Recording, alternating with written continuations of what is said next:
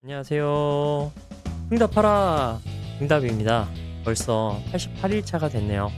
제가 지금 금단에 지금 판도라의 상자를 연 것처럼 너무 장대한 펠로폰네소스 전쟁사를 말하고 있잖아요.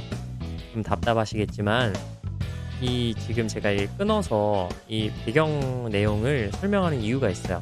왜냐면 너무 장대하고 이 장대한 내용을 한 번에 요약해서 말을 하는 것도 가능은 한데 그러면은 다른 책들과 의미가 없어질까 봐 그래서 일부러 쪼개서 내놓고 있는데 이 전쟁이 시작하게 된 원인이 레이 달리오가 썼던 변화하는 세계 질서에 맞먹는 이번 주까지 하고 1차적으로 정리하는 걸 목표로 하고 있는데 안 되면 뭐 다음 주까지 넘어갈 수도 있어요.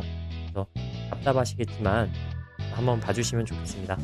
시작할게요. 그런데 마침 그 전에 아테나이 사절단도 다른 용무로 라케다이몬에 와 있었습니다. 토스가 한 말을 듣고는 자신들도 나서야겠다고 생각했고 여러 도시가 아테나에 제기한 비난에 대해 변명하기 위해서가 아니고 이 일을 서둘러 결정할 것이 아니라 여유를 두고 심사숙고해야 된다는 점을 설명하기 위해서 아테나이의 사절단도 나섰죠. 그래서 요약하자면 여러 가지 비난을 알고 있는데 라케다이몬은 비난을 하는 이야기를 듣고 판결을 내리는 판관도 아니며 동맹국에 설득되어 나쁜 결정을 내리는 일을 없게 하는 데 있었습니다. 과거 페르시아 전쟁 때 공동의 이익을 위한 것인 만큼 함께 나눠 가졌고 영광도 함께 누렸는데 그렇게 하는 것이 아테나이에 도움이 된다면 영광에 참여하게 하는 것을 거부해서는 안 될 것이었기 때문이죠. 여러분이 나쁜 결정을 내리면 누구를 상대로 싸우게 되는지 여러분에게 밝히는 것이 목적입니다. 단언컨대 페르시아 전쟁에서 홀로 맞서 싸웠으며 재차 침공해 왔을 때 육지에 힘이 없어 모든 시민이 함선에 올랐다가 살라미스 해전에 참전했습니다. 그 해전은 페르시아가 펠로폰네소스를 항해해서 도시를 파괴하는 것을 막아주었고 여러분은 지킬 능력이 없었습니다. 증거는 크세르크세스의 태도인데 해전에서 패하자 그의 군대가 우리에 맞설 힘이 없다는 것을 깨닫고 대부분의 육군을 이끌고 서둘러 철수했습니다. 전투는 그렇게 끝났고 헬라스인들의 운명이 곧 해군에 달려있음을 분명히 보여주었습니다. 우리는 세 가지 결정적인 기여를 했습니다. 가장 많은 함선과 가장 능력 있는 장군과 불굴의 용기입니다. 400척의 함선 가운데 3분의 2가 우리 함선이었습니다. 장군은 테미스토클레스였습니다. 그가 해협에서 싸우자고 강력히 주장했고 그것이 우리를 분명 구했습니다. 우리가 보여준 불굴의 용기는 유례없는 것이었는데 육로로 우리를 도우러 아무도 오지 않았고 우리의 국경까지 모든 나라들이 노예가 되었을 때 우리는 과감히 도시를 버리고 재산을 포기했습니다. 그래서 함선에 올라 여러분들이 우리를 도우러 미리 오지 않은 것도 원망하지 않았습니다. 그래서 우리는 받은 것보다 더 많은 도움을 라케다이몬에 주었다고 주장하는 겁니다. 우리가 만일 우리의 영토를 염려해 다른 나라처럼 페르시아에 가담했다면 또는 나중에 함선에 오르지 않았다면 함선이 부족한 여러분은 적과 해전을 벌이는 것도 의미가 없었을 것이고 크세르크세스는 편히 목적을 달성했을 겁니다. 우리는 그때 용기와 결단과 지혜를 보여주었거늘 지금 이렇게 심히 미움을 받는 것이 과연 옳은 일입니까? 우리가 이렇게 커진 것은 폭력이 아니라 여러분이 페르시아의 잔존부대와 맞서 끝까지 싸우려 하지 않자 동맹국들이 자진해서 찾아와 우리더러 자신들의 지도자가 되어달라고 부탁했었고 지도자가 되어보니 첫째로 두려움이, 둘째로 체면이, 셋째로 우리 자신의 이익이 그렇게 하도록 강요했습니다. 대부분의 동맹국들이 우리를 미워하고 몇몇을 반기를 들다가 제압되고 여러분은 이전처럼 우리에게 우호적이 아니라는 것을 알게 되었고 우리 편을 떠난 동맹국이 여러분의 편이 된 마당에 우리가 제국을 내놓는 것은 모험이며 바람직하지 않다는 생각이 들었습니다. 누구든 위기에 처하면 제 이익을 추구하기 마련이며 그것은 결코 비난받을 일이 아닙니다.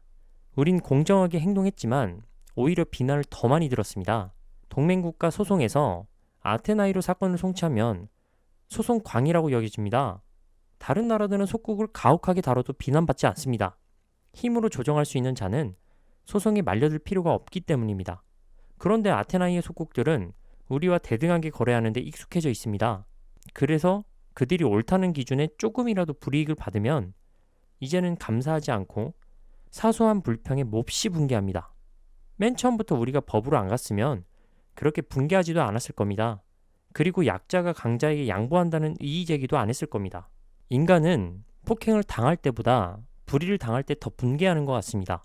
후자는 대등한 자들 사이에 탈취로 간주되지만 전자는 강자에 의한 강요로 간주되기 때문입니다. 여러분이 우리를 제거하고 우리의 제국을 탈취하려 한다면 여러분에게 보이던 호의는 잃게 될 것이고 이런 규범은 양립할 수 없고 다른 나라들도 규정을 안 지킬 거기 때문에 시간을 두고 여유롭게 순순히 숙고하고 남의 의견이나 불만에 오도되어 화를 자초하지 마십시오.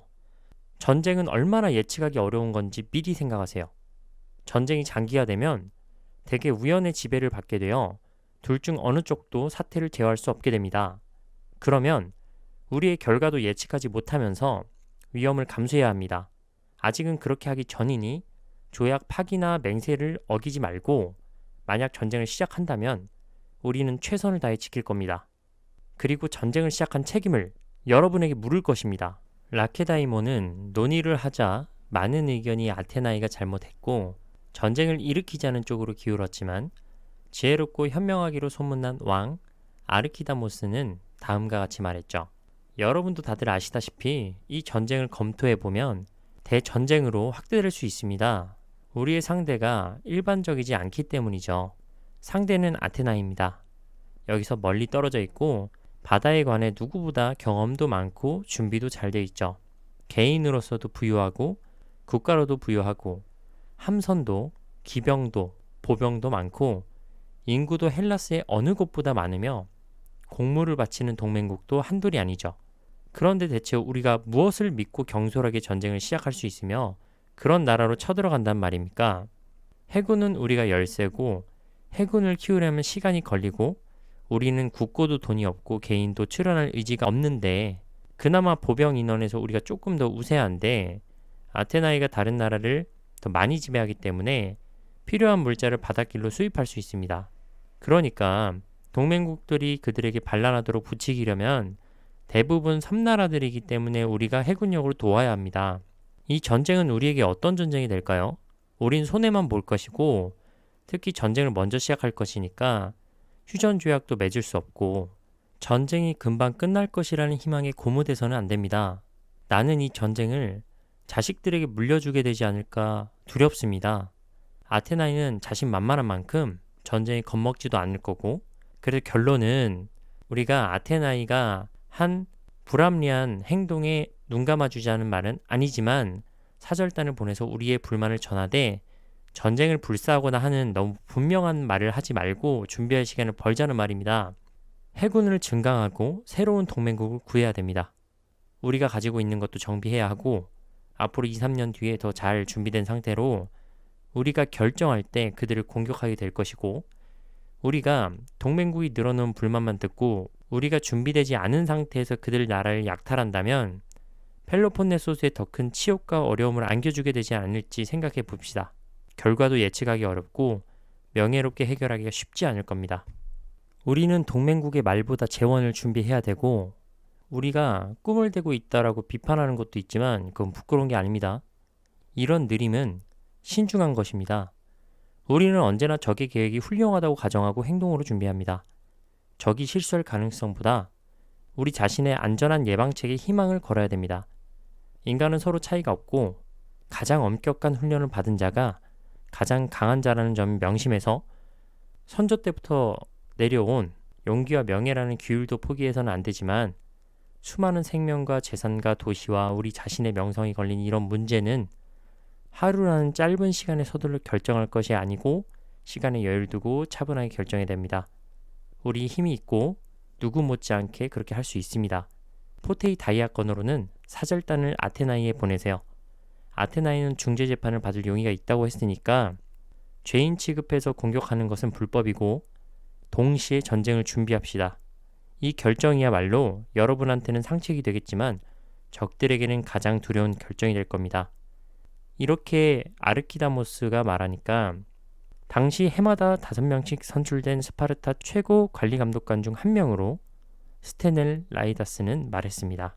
아테나이는 동맹국가 펠로폰네소스의 권리를 침해한다는 사실은 반박하지도 않고 자화자찬만 내놓고 있어요. 이건 소송이나 말로 해결할 문제가 아닙니다. 라케다이몬인들이여, 스파르타의 명예를 위해 전쟁 찬성의 표를 던질 사람은 이쪽으로, 그렇지 않다고 생각하는 사람은 맞은편으로 오세요. 결과는 두 패로 갈라졌는데 조약이 깨졌다고 생각하는 이들은 훨씬 많았고, 아테나이가 가해자지만 전쟁하기로 결정이 난다면 만장일치 결의에 따라 전쟁을 수행할 수 있도록 동맹국 전체 회의를 소집하여 이 안건을 표결에 붙이고 싶다고 말했습니다. 동맹국 대표는 이런 결과를 얻은 뒤 귀국했고, 나중에 아테나이 사절단도 용무를 마치고 귀국했습니다. 조약이 깨졌다는 미네의 결정은 에이보이아 전쟁이 끝나고 30년 휴전 조약을 맺은 지 14년째 되던 해에 내려졌습니다. 라케다이몬이 조약이 깨졌으니 전쟁이 불가피하다고 표결한 이유는 동맹국의 말에 설득되었기보다는 헬라스의 대부분이 아테나이의 통제에 들어가는 것을 보고 아테나이의 세력이 더욱더 커지지는 않을까 두려웠기 때문입니다. 아테나이의 힘이 그렇게 성장할 수 있었던 배경은 페르시아가 육지와 바다에서 헬라스에 패하고 에우로페에서 철수하고 배를 타고 도망간 잔존 세력도 전멸하니까 미칼레에서 동맹국을 지휘한 라케다이몬은 펠레폰네소스에서 온 동맹국을 이끌고 귀로에 올랐습니다.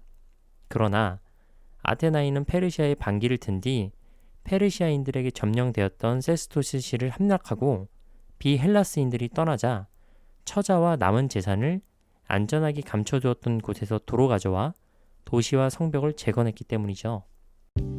네, 오늘 여기까지였고요. 빨리 해보려고 했는데 다음에 나오는 내용도 중요하기 때문에 여기서 한번 끊어서 가겠습니다. 좋아요와 구독으로 함께 해주세요. 감사합니다. 다음에 또 만나요.